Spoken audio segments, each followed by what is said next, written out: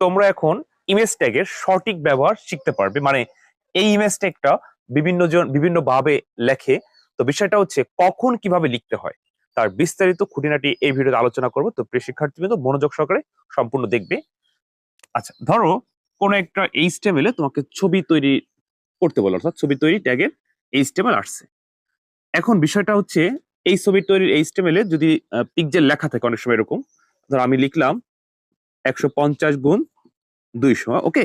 আচ্ছা, আবার কখনো কখনো 200 গুণ 150 থাকে, আবার কখনো কখনো একটাও থাকে না।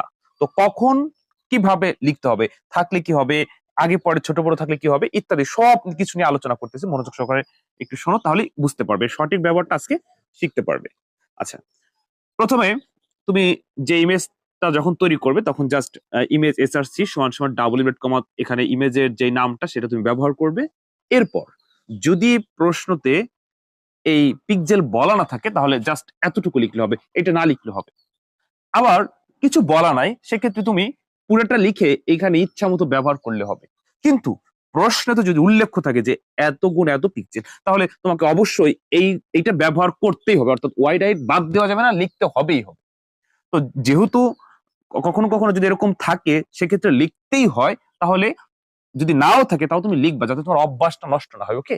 আচ্ছা, এবার প্রশ্ন হচ্ছে যখন 150 গুণ 200 থাকবে তখন তুমি কোনটাকে ওয়াইড কোনটাকে হাইট ধরবা। যদি 150 গুণ 200 থাকে তাহলে মনে রাখবা প্রথমটা ছোট বড় বলে কোনো কথা নয়, ওয়াইড হবে। যদি 200 গুণ 150 থাকে, এটাকে অনেকে আছে হাইট ধরে, না না, প্রথমটা হচ্ছে ওয়াইড, পরেরটা হচ্ছে হাইট, তাতে কম বেশি সেটা কোনো বিষয় না, ওকে। আচ্ছা, আমি আবার একটু তোমাদেরকে বুঝাই বলি। বিষয়টা হচ্ছে যদি এটা কোনো কিছুই বলা না থাকে, জাস্ট তুমি ইমেজ এসআরসি সমান সমান ডাবল ইনভার্ট কমা দিয়ে এখানে ছবির যে নামটা, অর্থাৎ কোন ফরম্যাটে হবে, পিএনজি না জেপিজি ইত্যাদি, জেপিইজি অনেক সময় হয়, তো সেই কোনো সেটা যেটা উল্লেখ দেওয়া থাকবে সেটা তুমি এখানে লিখবা। আর কোনো কিছু না থাকলে এটুকু লিখবা, আবার কোনো কিছু নাই সেক্ষেত্রে তুমি বানিয়ে লিখতে পারো, তাতেও কিন্তু ভুল নাই। কিন্তু যদি দেওয়া থাকে তাহলে কিন্তু অবশ্যই অবশ্যই লিখতে হবে, ঠিক আছে। তো এইখানে অনেকের প্যাচ লেগে যায় যে স্যার ইমেজটা কিভাবে লিখবো এভাবে। তো প্রিয় শিক্ষার্থী বিন্দু, আজ আজ রাত 8টায় আমার প্রাইভেট ব্যাচে এইচটিএমএল এর উপরে, পুরো এইচটিএমএল এর উপরে প্র্যাকটিস করাবো এক ক্লাসে। আর এর পরের ক্লাস, আজকে পুরো এইচটিএমএল প্র্যাকটিস করানোর পর পরের ক্লাসে হচ্ছে তোমাদের এই এইচটিএমএল দিয়ে বিগত 2023 সাল সহ আরো যে বোর্ডে যে প্রশ্নগুলো আসছে সকল বোর্ডের এইচটিএমএল এর প্রশ্নের উত্তর করা হবে। তবে আজকে হচ্ছে ধরো সবাইকে এইচটিএমএল শেখানো হয়েছে, কিন্তু আজকে কি হবে, বেসিক ট্যাগ দিয়ে যারা এইচটিএমএল শিখছে তাদের আজকে প্র্যাকটিস করা, মানে এক ক্লাস 1 ঘন্টার ক্লাসে শুধু প্র্যাকটিস চলবে যে কিভাবে এইচটিএমএল আসলে কিভাবে উত্তর করতে হয়। আর পরবর্তী ক্লাসে আমরা এটা প্র্যাকটিস করাবো। তো ধরো এই যে আমি যে শীটটা দিয়েছি আমার প্রাইভেট ব্যাচে, তোমরা যারা আছো অনেক স্টুডেন্ট প্রাইভেট ব্যাচের এখানে আছো, আজকে তোমাদের এই যে এই বাসার কাজটা আমি দিয়ে রাখি, এটা তোমরা বাসায় নিয়ে যারা প্র্যাকটিস করবে, দেখো তো পারো কিনা।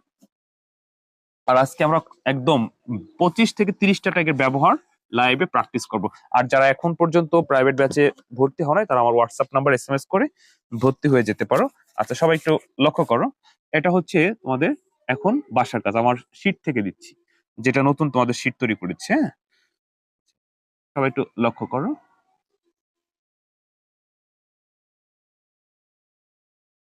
রোল নেম, জিপিএ 101 102, এখানে আবার তালিকা আছে রাজা রানী, রাজা রানী দুজনেই 5.00 পেয়েছে। এটা আমার শীটের থেকে তোমাদের বাসার কাজ দিলাম, দেখো তোমরা নিজেরা এটা পারো কিনা। আর আমি এটা লাইভ ক্লাসে তোমাদের প্র্যাকটিস করাবো, ওকে। আচ্ছা, তো প্রিয় শিক্ষার্থী ভালো থেকো, অন্য কোনো দিন অন্য কোনো ভিডিওতে আবার কথা হবে। আসসালামু আলাইকুম।